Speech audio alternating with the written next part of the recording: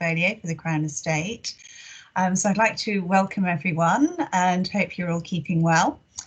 So as well as being a very unwelcome visitor, COVID-19 is also a disruptor. We all experienced the international emergency response to the pandemic as nations responded rapidly and organised lockdowns. That initial emergency response provides a great case study of how quickly societies can adapt. Disruption provides a platform to change, and it's inspiring if the same collaborative approach can be gained to respond to climate emergency. In the UK, the built environment contributes around 40% of the UK's carbon footprint. Over the last year, within the property sector, the dialogue to recalibrate and reset on climate emergency has been widely discussed, and many leading UK property owners, through their industry organisation, the Better Building Partnership, are publishing before the end of this year their commitment to net zero carbon by 2030. Now, during this session this morning, lunchtime, our experts, Joe Merry and Sam Muddy from Carbonxgen, will provide us with background on net zero carbon and how we can make the transition to a low carbon society. So I'm delighted to introduce you to Joe and Sam. Over to you guys. Thank you very much. It's good to have everybody here today. Thank you. As Julie said, I'm joined by my colleague, Dr. Sam Moody. I'm Joe. We've got an agenda just to take you through over this lunchtime. So starting with just a bit of an introduction to net zero carbon. It's the terminology you've probably heard a lot about in the news and in the press at the moment. So just to sort of give a quick overview about what is net zero carbon, why is it important and how can it be achieved? And then moving on to some sort of simple office and life hacks that you can do to save carbon. So we'll be looking at what your organisation can do, what you personally can do at work to help, and then also looking at some things you can do in your own home and in life generally. So we will take you through this.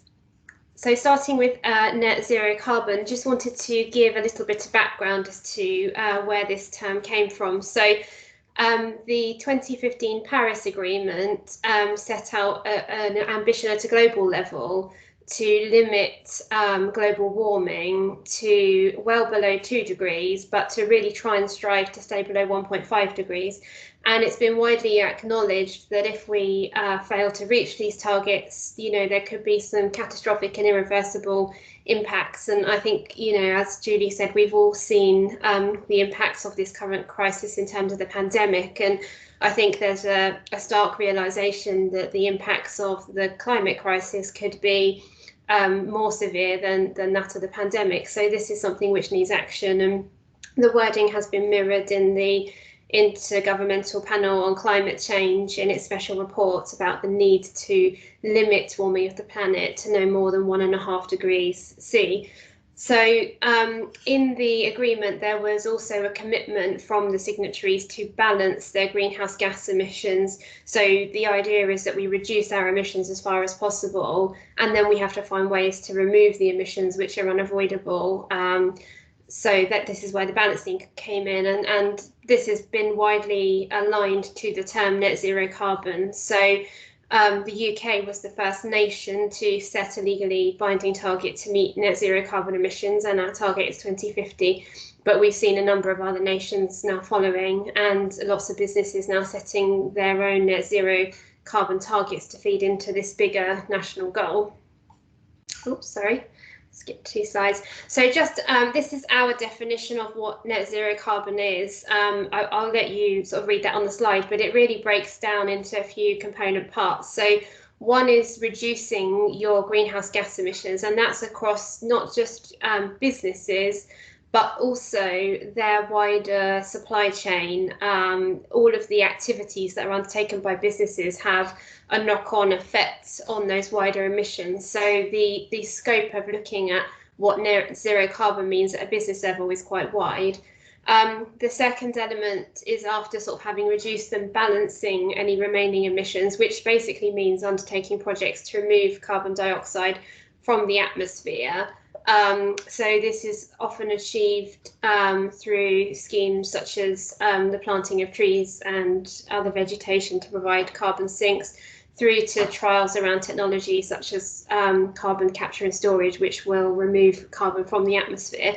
And all of this, importantly, needs to be in line with the 1.5 degrees C limit, which is in our target. This slide just gives you a few examples of why net zero carbon is so important, but just to touch on a couple, I think it's been widely recognised that reputationally this is now a very important thing. Lots of people in society, customers, investors, they want to see that action is being taken given the seriousness of this challenge. And so those businesses which take forward a net zero strategy are not only doing so to benefit the environment, but to remain relevant as a business in the future. The businesses which embrace this need to reduce carbon emissions and to improve sustainability will remain relevant in a world that wants to go this way.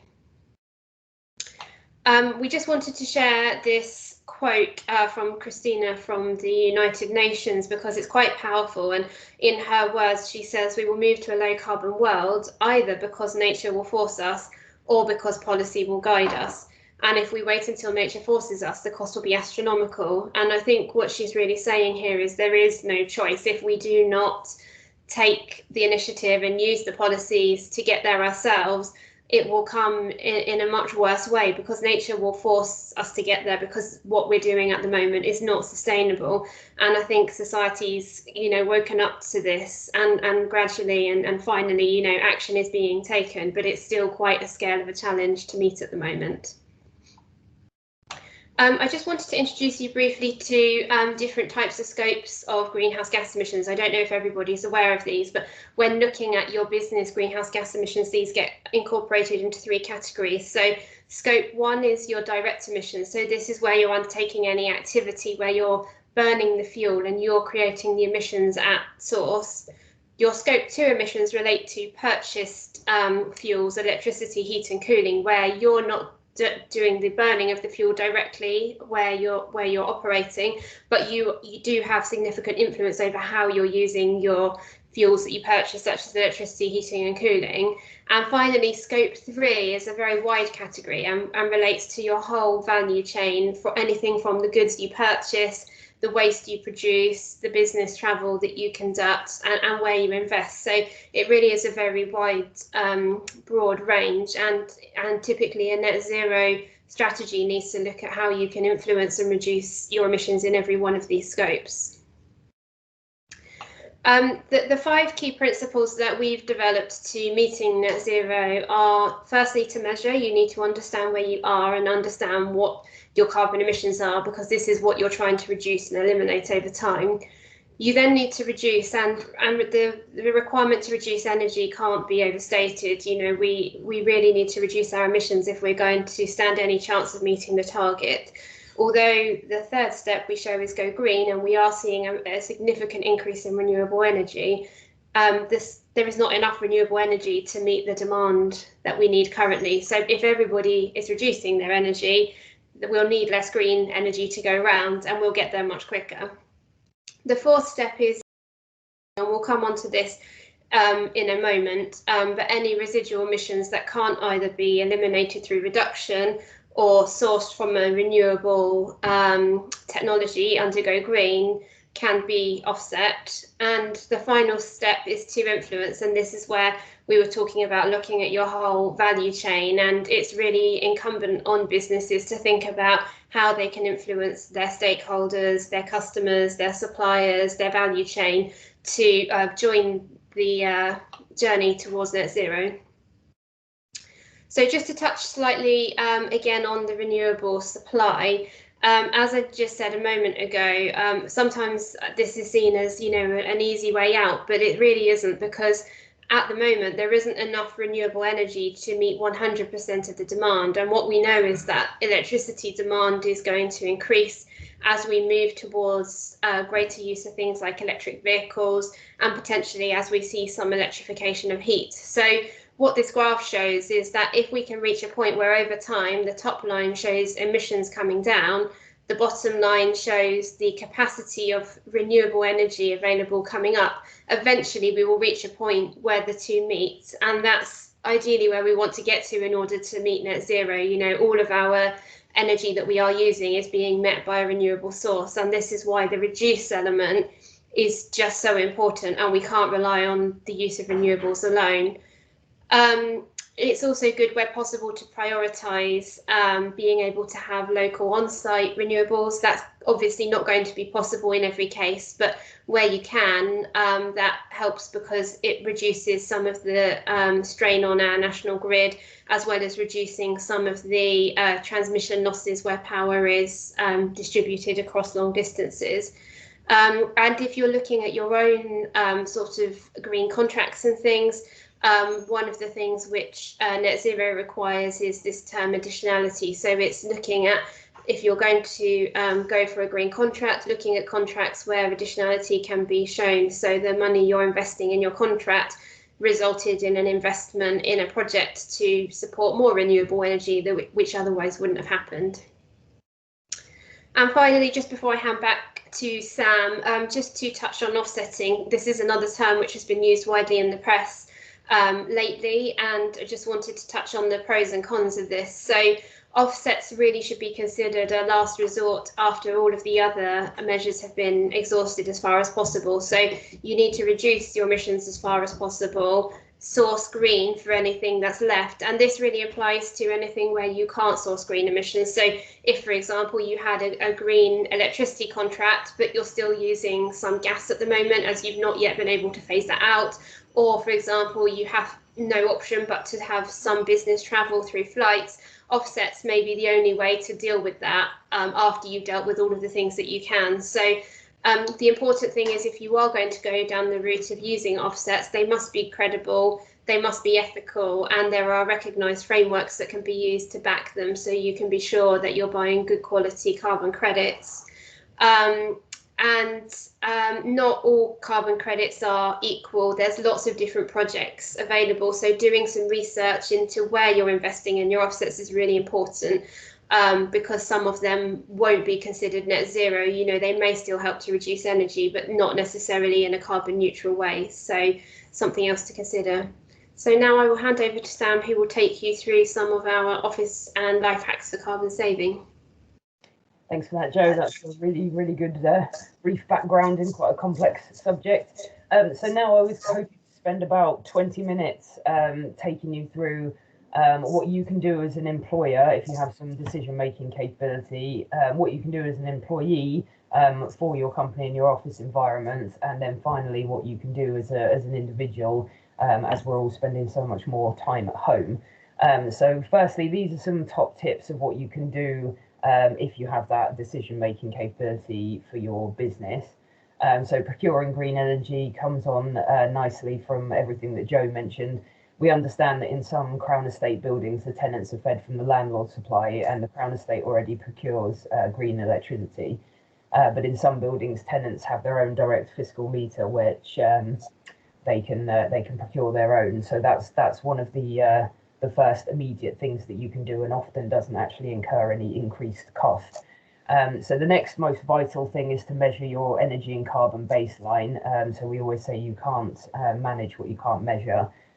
So a monitoring program, some AMR and some sub-metering data is definitely vital to what you can do. Through that, you can then start to identify appropriate energy and carbon reduction projects, often through site visits, process and product auditing, and then start to plan for a net zero strategy over the coming decades. Developing energy policies and energy and carbon management systems certainly a key first step, and then an additional one is setting up environmental steering committees. Employee engagement initiatives are quite far and wide at the moment. And I should also say, on the procuring green energy, and I'll talk a little bit more about that from a domestic point of view, but we've sort of stopped short of recommending specific suppliers here today, because we are quite independent. We always go out to the market and assess offers based on the terms, the rates, customer service, and whatever fits business needs. But certainly there's quite a lot in that area.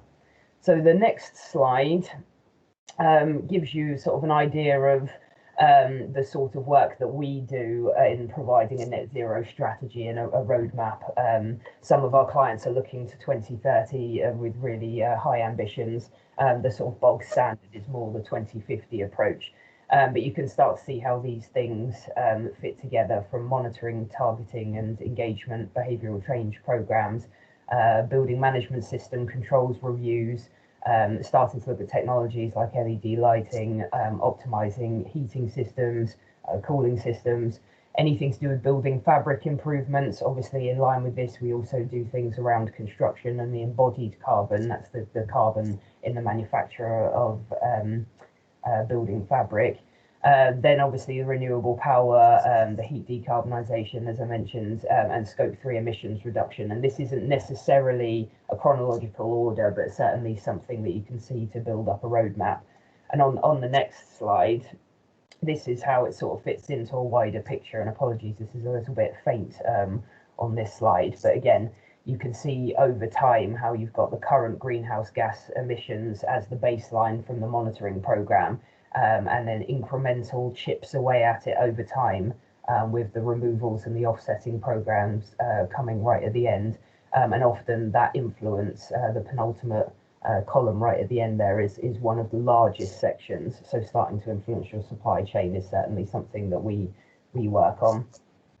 So the next slide talks a little bit more about what you can do at work.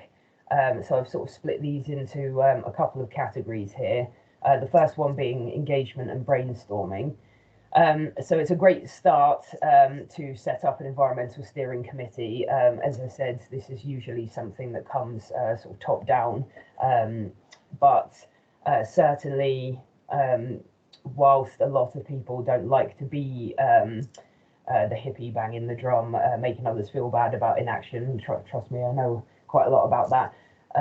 In my experience, that employee engagement is a key driver. If staff are asking for policies, statements, plans, strategies, and a bit more engagement with the more senior management, this is where the driver often comes from. I think something like 80% of employees want to work for a company that has a net zero plan, or certainly some social carbon responsibilities.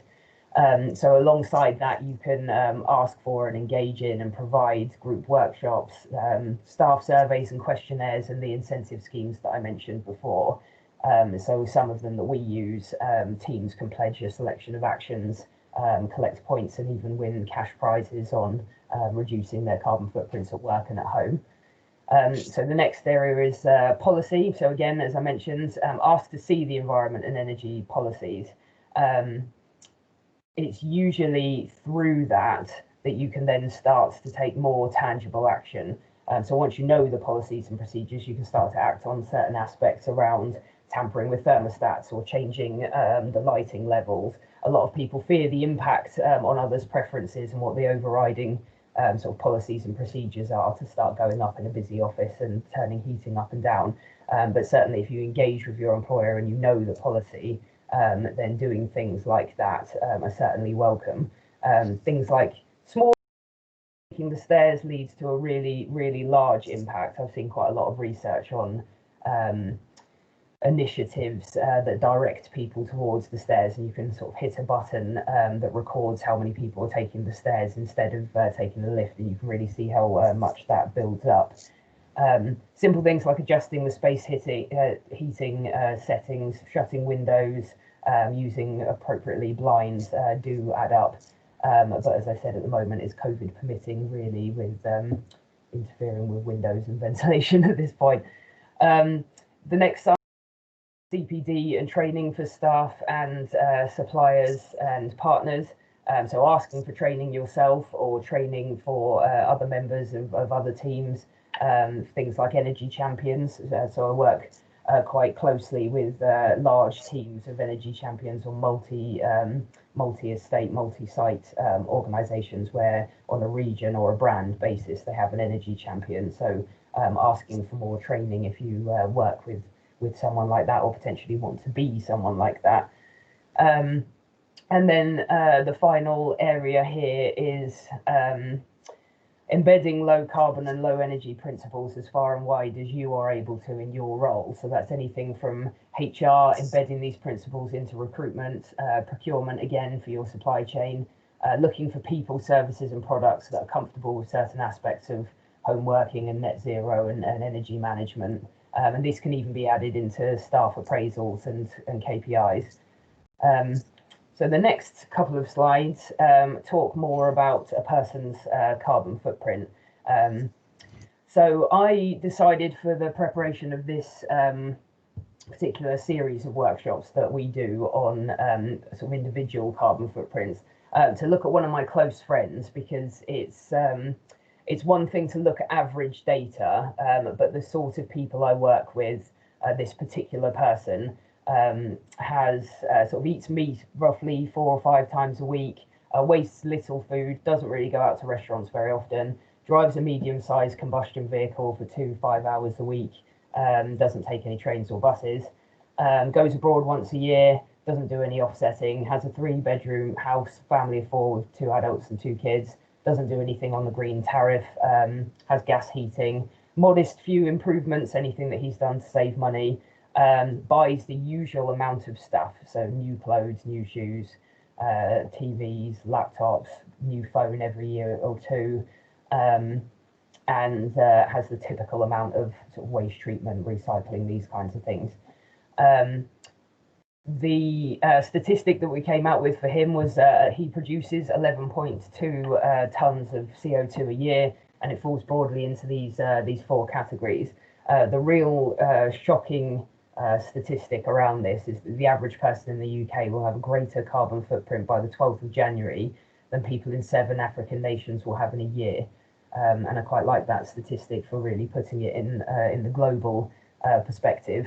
If you are interested in investigating your own carbon footprint, I've provided a link here, which is a 10-minute survey that just asks you a couple of questions in line with the few bits and pieces I mentioned just now. And then that will provide you with an idea of how your carbon footprint splits into these 4 different categories.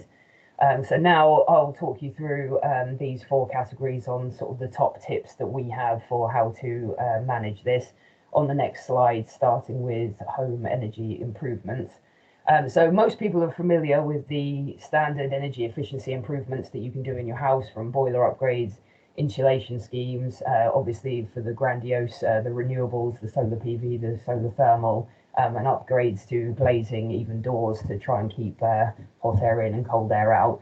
The Green Homes grant that was announced by the government in September, right at the end of August, is available, and they put all of these efficiency improvements into 2 different categories. So if you spend a certain amount on one category, then you're allowed a rebate and a voucher to spend in the second category. This is something that I've been looking at for my home, and it's not amazingly well thought out in terms of actually delivering it, so trying to find partners that are certified by the government to deliver it, but hopefully this is something that will pick up over the next couple of months, because there's a lot of interesting things on there. You can get up to about £5,000 off of things like double and triple glazing. So the next thing is smart meters, going back to that measuring and monitoring. They don't actually save any money, but they certainly can provide apps on your phone alerting you to whoever's left a light on upstairs or left their PC running when they were out. So I do find that to be a sort of top tip to get a handle on what you're actually using at home. We've come back again to the green energy tariff. So I appreciate that a lot of people are skeptical. I recently had a conversation with a family member about this. There are issues in the fact that there are different shades of green. Renewable doesn't mean the same as low carbon. And you also always have to bear in mind that the manufacturer of plants and turbines and the maintenance of the grid and the transmission and the distribution is also part of this. So obviously you can't just declare that suddenly your carbon footprint is 0 because you have a green energy tariff. We still do need to do some reduction, but it's gone a huge way to cutting down your carbon footprint by, for my friend here, 24% by moving over to a green tariff. The more people who sign up to an green energy tariff, the bigger the percentage of green energy in the national supply. It has a knock-on effect. So whilst you don't know that your house is being supplied by that wind turbine or that solar PV farm, you do know that the credits that you are buying are increasing the supply further up the supply chain. So it really does support shared future, and it literally drives the market that way. And it's often still cheaper than variable rate tariffs. And I have been on green energy for about 7 years now, and the equivalent brown tariff from that supplier as well. So this is something you can do without spending any money, really. And finally, I like to touch on the LED bulbs, because I've had a few conversations in recent years about the cost of them. Obviously, when I moved into my house a few years ago, there were 15 bulbs in the house, and they cost sort of 7-8 quid. So we did have to have a fair outlay on the bulbs as soon as we moved in to replace the 60-watt incandescents, and a few halogens in the kitchen as well. But we did the calculations. Obviously, I'm quite into that, and we did find that we saved around 80% of our electricity use from lighting. So it was about £400. So we make that money back within a few months. And there's lots of options now as well, from lux levels, attractive candle bulbs, especially in the commercial environment. So the next slide comes on to food. We all know that we should eat locally and seasonally. Looking at the transportation miles of food, there are a lot of local agriculture and economic benefits with eating locally as well. Another point is eating with variety. So if everybody decided to become vegetarian, vegan, and they all started to move towards soy or corn, that's not quite as environmentally friendly from a biodiversity point of view as it is to have a decent mixture of food, because when intensive farming takes off in huge areas, that's when you start to have problems with soil nutrients and biodiversity. Eating less meat is obviously something that everybody knows is a good idea. Eat less meat really, looking under the data, translates to eat less cow, really. Having looked at my own carbon footprint from our diets here in my house, dairy and meat is one of the global big ones that also has health benefits. So I've popped on the slide there 1,969 million tons of carbon dioxide equivalent produced per year from the global beef and dairy industry. It's much, much worse than pork, lamb, and certainly a lot worse than chicken. So it is one of the main top tips that you can do, is just eat less beef. Packaging is also on there, of course, bearing in mind that whilst it's more of an environmental landfill recycling issue than it might be considered a carbon issue, of course, everything that we consume has a carbon output. So looking at something that's packaged more mindfully is certainly a good idea. And then I like to throw this one in as well. Batch cooking can save about 80% of energy from cooking. My background, my PhD was sponsored by one of the largest UK pub and restaurant operators, where I studied the energy and carbon reduction from food preparations, and a series of experiments that I did was on batch cooking in a commercial environment. Because of the experiments I was doing, I decided to adopt some of those practices and do some of my experiments at home. My personal living situation led to this strange situation where we essentially cook all of our household meals in 4 batches that last 3 months. So we do about 300 meals every couple of months. And whilst a lot of people think that I'm mad, this has saved 80% of our cooking energy consumption, which is about £300 per year. But more than that, it saves a lot of money and packaging from buying in bulk and wholesale. And more importantly than that, even, it saves a lot of time and effort from a busy day at work and a household of 5. So the next slide is on consumables. So we're all better off buying one expensive thing, disposable fashion, disposable sort of cheaper plastic toys, cheaper gadgets. Buying one thing, one well-made item for duration, will prevent the frequent replacing and wasted resources in manufacturing, maintenance and transport costs throughout the supply chain of that product. And of course, it saves money in the long run. Avoiding purchasing new is certainly one of the top tips. Obviously, this saves a lot of money as well. I've made great strides bothering my family over the 6 years that I've been a parent with trying to encourage in-laws and grandparents to provide second-hand clothes, toys, electronics for my children, and then also for me over the last few years. So I've popped up the hierarchy of gifts here that some of you may see. we really do try to cut down our carbon footprint around Christmas by giving things like memories for event tickets and experience days, and decorating vouchers and things like that, repurposing old toys and then buying secondhand. Buying new is certainly the very, very last resort that we try and live by in almost every aspect of our purchasing. And similarly, on the sort of parenting angle, reusable nappies are certainly something that I've talked a great deal about and done a bit of research on with Reading University, in terms of obviously they are much better for the environment, and I've looked at the possible implications of washing them using all the electricity and the water over 5 years or so, but it definitely comes back as far more minimalized carbon footprint for something like that. So that's a top tip that also gives fewer rashes and looks cuter, and kids toilet train faster as well. So on the final slide here, we've got transport. So we all know that we should reduce where possible, and potentially offset our flights, which often only costs about £20. And again, with accredited schemes that Joe mentioned earlier, this is certainly something to make those holidays, when we could go on holiday, a little bit more carbon friendly. Whilst we know that we should reduce where possible, I'm very realistic about this. You should take public transport, but we all have kids to drop off on the way home from work, or we need to go shopping on the way to work. It's not always, it's rarely convenient to start looking at moving completely to public transport or cycling.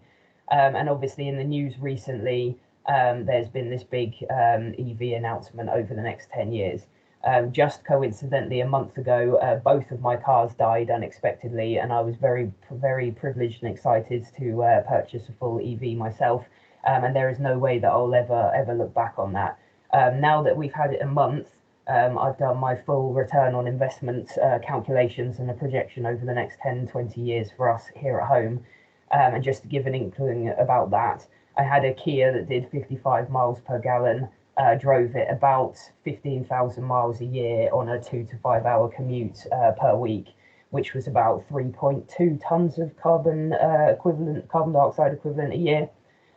Due to 100% low carbon and renewable tariff, this has reduced my carbon footprint by 40%. Comparing it with the specific EV tariff that I have, it costs about £5 to fill. It does 150 miles on a full charge. And scaling that up, I save £2,600 per year on the fuel bill. Over 10 years, this is £26,000. Car cost £15,000, a couple of years old, and the most likely projections from the battery capacity studies, it will be lasting about 500,000 miles.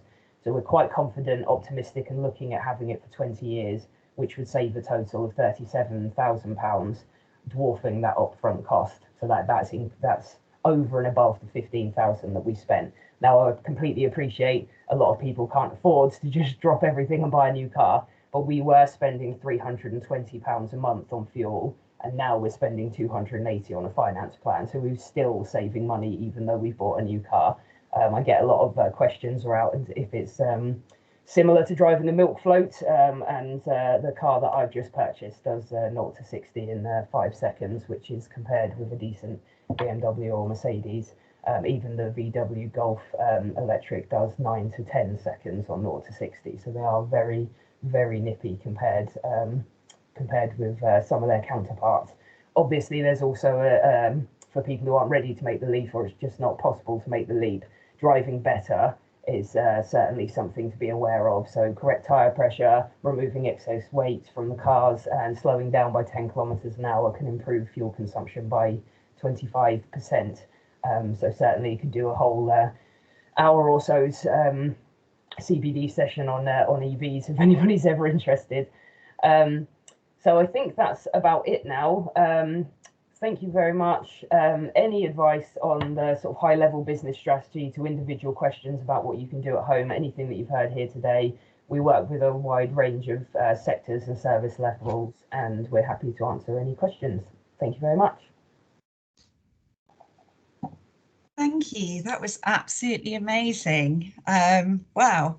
So huge thank you to both of you, Joe, for providing us with the background and context to net zero carbon, and to you, Sam, particularly given that you shared some of your very personal experiences, and I love the calculations that give us some real life examples of what we can do in order to take our own net zero carbon journey. I wanted just to ask, if I may, to kick off the Q&A by asking both of you a couple of questions, if you don't mind. So it is a huge thing for a lot of organisations that may have not started this journey in particular. Where do you start? And I'm keen to find out from you, for those companies that haven't started their journey, what would you say were the 3 most important actions that they must take? I think the very first one would be to understand your current carbon footprint. So that would be measuring where you are already and understanding what your emissions are, but also using the opportunity while you're looking at that data to do a bit of analysis, because it's amazing what you can find that's unexpected, and that can identify some immediate actions that can be taken to reduce, as well as gaining an understanding of how you're performing currently. So I'd say that's one. The second one we talked about a lot was the need to keep reducing emissions, and that in our hierarchy, reducing your emissions sort of sits higher in importance than just simply switching to a green tariff or offsetting. And so once you understand where you are, maybe doing some kind of audit and analysis within your own workplace of what's going on, and identifying some appropriate projects that can help you reduce. And those projects can really vary, like some of the things Sam said, from very low cost measures to just looking at some of the procedures and behaviours and some of the controls, through to sometimes, you know, needing to spend a bit of money. But again, as Sam demonstrated through her own personal examples, will always yield a return on that upfront cost. So it's really identifying the projects where you're going to be able to make a difference, but also hopefully make a cost saving in the process, which will benefit your business as well as benefiting the environment. And then I guess the third sort of top thing I would say is, you know, looking at how you're sourcing your energy. So we've talked a bit about green contracts and things. So as Sam pointed out, if you have your own electricity supply, you know, making sure you've explored what green contract tariffs are available, understanding a little bit about the supplier and how they invest that to make sure that it's going to increase the renewables on the grid.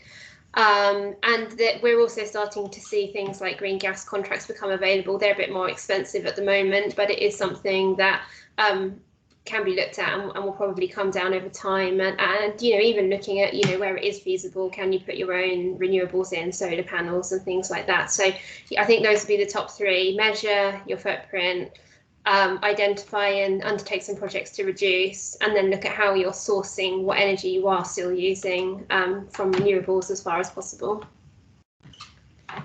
Brilliant. I think that's some fantastic advice. And it's not that difficult to start that thinking and writing it down and making a plan and making a start. So the other question that I'd like to ask is, we all want to play our part in global warming, so that we are reducing it to safe levels. And in your opinion, what is the single most important thing that each person could do? I think that's one for you, Sam. Yes, it's always tricky to pull it down to one thing. I'd probably go with the general theme that Joe and I have both discussed on initially measure it, investigate it. There are free tools available that really only take 10 minutes to have a look at. So I provided the link on the first carbon footprinting slide to the WWF's carbon footprinting tool, but that can certainly yield quite some surprising results. And specifically because I'm so into food carbon and energy reduction from cooking, I was very surprised to find that because we do this big batch cooking thing at home and we have sort of 10-15 kilo wholesale orders of chicken, when I said, right, we need to start cutting this down, let's get some corn, let's do some bean casseroles and things, I thought, oh, am I going to start to cost a lot more money than these huge bulk purchases that I've been doing?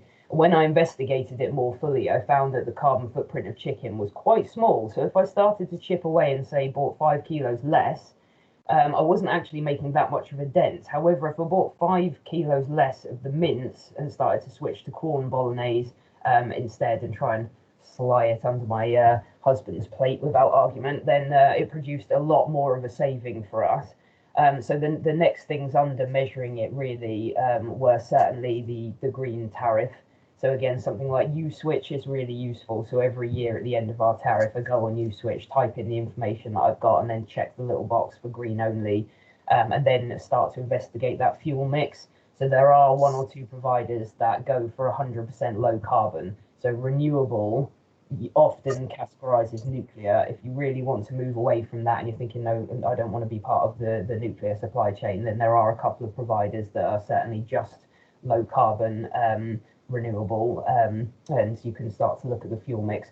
And then after that, it's the EV. Certainly, I'm very, very excited about how much more interesting my commute has become recently. Again, I completely appreciate that this isn't something that everybody can do. And whilst we purchased ours just before announcements and starting to look at policies and incentives that are coming along for that, if we'd have waited 6 months to a year, which we couldn't do because our cars just died all of a sudden, but if we did decide to put it off for a year to gain some money, so at the moment there's £3,000 to £5,000 for an incentive to buy a new EV, well, we will save that in a year anyway. So I thought we're better to act now than we would do to wait for a sort of market incentive there. So I think that's probably my 3 top tips, I guess. That's brilliant. Thank you. I love the idea that you've been there and you've done it, and it makes it so much easier then for the next person to follow. So it certainly makes it more irritating for some of my friends, I think. But yes, yeah, it's all from personal experience, that part. So we've had a question in, which it might be something that you can answer now or something we'd need to come back to. Certainly challenging me. The question is, what's the carbon footprint on mobiles and iCloud? And I'm assuming that's any mobile phone, not just a particular brand.